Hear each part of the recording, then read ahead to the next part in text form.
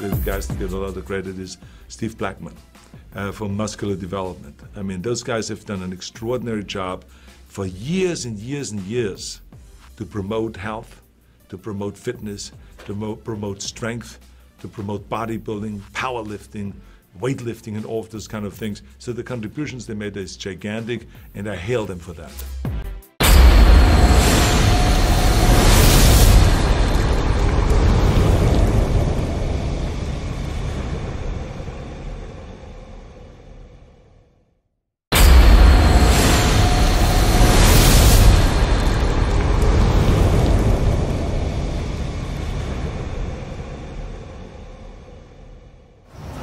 Ron Harris here from MuscularDevelopment.com with Giles Tiger Thomas.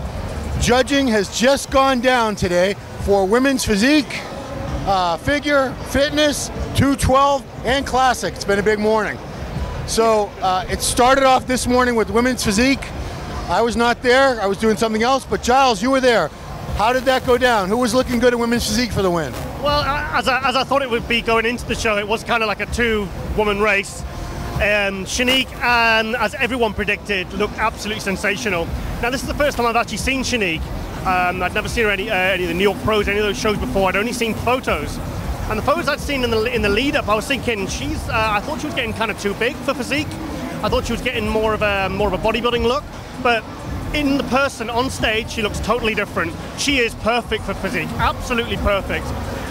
She's just got that kind of genetic structure like the figure girls, you know, in like Sydney Giddens, Latoya, that kind of the tiny, freakish weight, you know, tiny little waist, flaring lats, beautiful shoulders.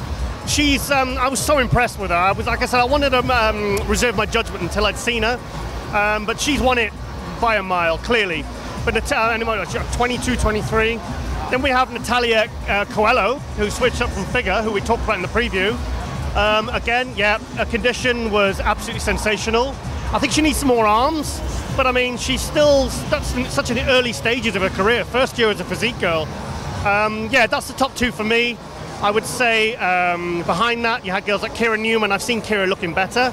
There was a girl, I can't remember her name, she was number 12. One of the guys on the forum did tell me her name. She's recently turned pro. She was sensational as well, but I mean, number 12, okay? But yeah, she was really good. Overall, I was really pleased to see with the category that the girls aren't getting bigger. Last year, I thought the conditioning was getting a bit too extreme. Overall, I think right through the class, the size of conditioning was what I consider to be women's physique. So a really good place for that class right now. But like I said, there's no one beating Shanique. It's hers, and then everyone's fighting for second. Okay, so 212 was the big thing I was waiting for that started off in the afternoon. And kind of a shocker here that everybody was assuming this was going to be the Jose Raymond and David Henry show. It did not go down that way. Neither one of them was at their best. Henry, first I thought it was the lighting, but then I saw when he turned around, he definitely was not as crisp and clean as he is looking usually. What did you think when you first saw David? Well, David Henry, with him, he's either on or off when you tell by his glutes. Because when he's really, he has to be really, really shredded to have his glutes even looking half decent. Today, when he turned to the back, I think he got better as he went along. But I mean, the thing is, I've still got the 2016 Olympia burned in my brain when he got 5th, and he should have been 2nd. He looked sensational. To me, he hasn't looked that good since. He still looked very good. He improved as the judging went on. But for me, it was not the Jose and Dave Henry show. Jose and both, in my opinion, were off. Jose I was actually quite disappointed by. You know, I love Jose. I love you guys. I love you, mate. But this was not. He was nothing like he was at the Olympia last year, where I think he should have been 2nd place. But yeah, go on. Yeah, I mean, I have to say the same. Jose knows I love him to death. He's my buddy. This was not his day. He just did not have that real crisp, grainy condition that he needs. And he knows that. He knows with his type of structure, he's got all the mass in the world, but he needs to be, he's like a Branch Warren. He needs to be 100% condition-wise. Today, he just didn't have it. So it ended up being a couple real surprises. One surprise was a guy you told me about this, Kamal El Gargni. Very, very impressive. The muscle separation, the shape. If I have only one knock on the guy, he needs a little more legs. He needs more legs. Yeah. Well, I mean, Kamal's actually mid-40s. I interviewed him like 4 years ago, and he said, I'm going to do one more show, but I'm going to do it as a pro, and then I'm retiring. Now, he was supposed to do this like the Arnold like 2-3 years ago. He said to me, not 2014. And obviously, he moved back to UK from Qatar, setting up his gym. And we stay in touch usually on Instagram and stuff like that. But I mean, I saw him last night. I interviewed him. You know, we did the interview at the meet and greet, and because Chris Aceto's been working with him, and he was saying, he goes, "Oh no, Giles," and he pulled his trousers out, he showed me that one, and he was like, really, it's almost like he couldn't speak. He was so excited about how he was looking. But like I said, when Kamal's on, he's deadly, and he is on today. His tan, his conditioning. For me, the two that stood out the most were Charles Dixon and Kamal, and I think Samir Trudi.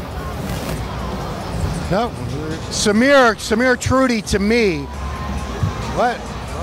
So again, some interference on the radio. How's it sound now? Okay, yeah, back to us. Samir Trudi from Dubai, to me, was a surprise of this whole show. I saw him last year at the New York Pro, I think in Toronto. I saw him compete. Size and shape and structure were amazing, but his condition wasn't there. And I thought to myself, if this guy shows up in condition, wow, and he did it today. Now, that being said, he did not have the glutes of, Jose and a couple of the other guys. That wasn't in, but I would still have him for the win. Would you go with him? I would, yeah. I mean, I'm going out on a limb. I'm probably going to get slammed if he doesn't win, saying Ron doesn't know what the hell he's talking about, but I thought he has a hell of a physique. Yeah, I think Samir is absolutely fantastic. And he's got a beautiful shape, beautiful structure, very, very pleasing lines. And I think he was one I noticed maybe 2 years ago, and I thought, when that guy gets a little bit bigger, because he was like he was quite low in the 212 in terms of body weight, and I don't know how close he is to the 212 limit, but for me, I still would like to see him more conditioned.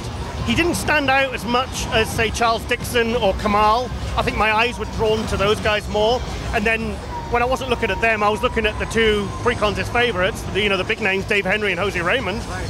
And Samir kind of, I need to maybe look back through the photos, but he didn't stand out for me as much as, say, like you think he did. But I mean, what a beautiful physique. I mean, I think he's quite young, isn't he? He's actually in his early 30s, I believe. Okay, well, I mean, he's another guy that's just, like I said, structure, condition, symmetry, proportion. He just needs a little bit more conditioning for me. No, I agree. I mean, that's the only reason I'm not certain that he's going to win, in my mind.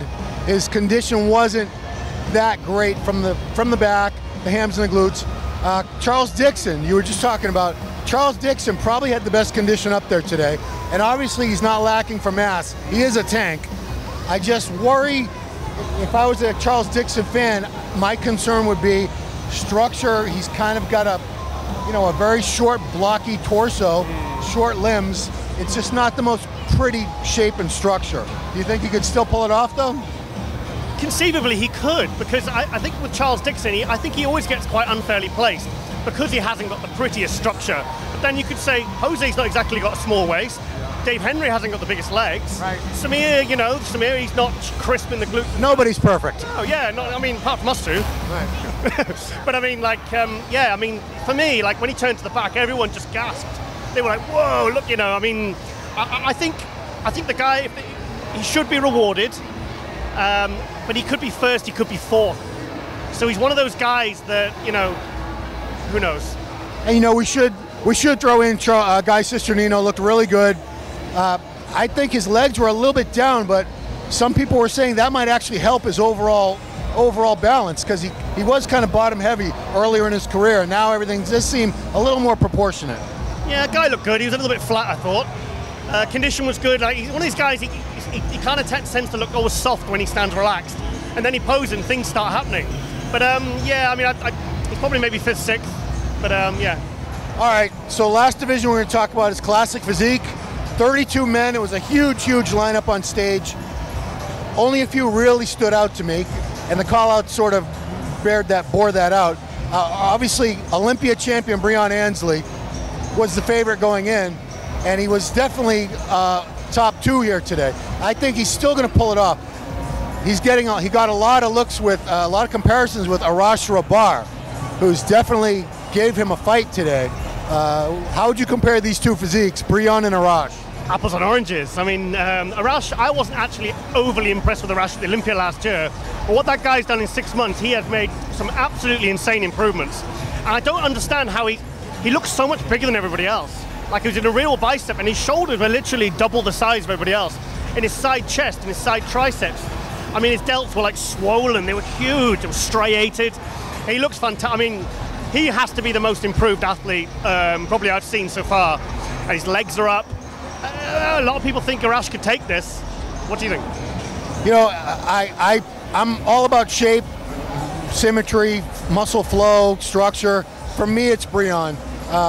Another couple things I thought Breon had over him were the back detail. Breon has more back detail than anyone in that division by a long shot. There's things going on in that back. I don't even know if anatomy charts do it justice. Yeah. Hamstrings are all dug out, crazy. Arash still needs a little bit more leg mass to me to balance out. He has a massive upper body. Shape and taper and all that, I got to go with Breon. That's me. And I think that's how the judges will do it, but we don't know. We'll see tonight. A couple other standouts. Obviously, Danny Hester, first Olympia Classic Physique champion. He looked really good. He was a fuller look to me today, and I saw. It looked to me like they had him around third or fourth. What do you think of Danny? I got Danny in third. I thought Danny looked fantastic. Danny stood out for me here more than he did the Olympia last year. I just think he's a really nice, complete physique. He's, you know, I mean, George Farah sat next to me and he said, "Oh, is Danny on or off?" I said, "No, he looks really good." I said, "Look at him." I said, "He's, you know, try and fault him. He looks really good." And the last guy I want to make mention of is Courage, spelled like the word courage. Courage Opera. One of the rising stars of Classic. He's just got these really round muscle bellies, great shape, structure. I think Courage is someone we're going to be hearing a lot more about. Did you take notice? He was number 14. Yeah, he got a study. He was in the first call out. It looked good. I need a bit more condition because I think with Classic, I'm quite harsh with my conditioning because I'm a real conditioning freak. Yeah. And I think in Classic, especially with making a weight, I think you have to be conditioned or you don't deserve to be in the first call out. But there's a guy that, yeah, you know, he's going to move up, you know. But anyway, going back to Breon, I think Breon looked better at the Olympia. Breon was, I mean, I love that guy's conditioning. I mean, but for me, he just looked very flat today. Yeah. You know, but then when he does that frontal bicep and the classic lines come in, you know, you're like kind of like, oh, it's, you know. Nobody beats him in that frontal bicep. No, Nobody. Beautiful. The way the biceps, the muscle bellies, the little waist, the tape, and his quads are fantastic. His quads are shredded. But for me, I prefer, he stood out for me more at the Olympia. He was fuller. He kind of blended into the lineup when he was stood back, rather than kind of standing out. You know. So. Yeah, he really blew the Olympia away. It was like no question. But today, I don't know, Arash. It could happen. Arash might get past him. Yeah. So we're going to find out in a few hours how all those divisions we just talked about are going to end up with the placings. So for now, we're going to wrap it up for the judging from the Expo, the Arnold Schwarzenegger Sports Festival weekend. MuscularDevelopment.com coverage brought to you by High Tech Pharmaceuticals. Make sure you check out all the video, interviews, photo gallery, all the good coverage we have going on, and we'll catch you later.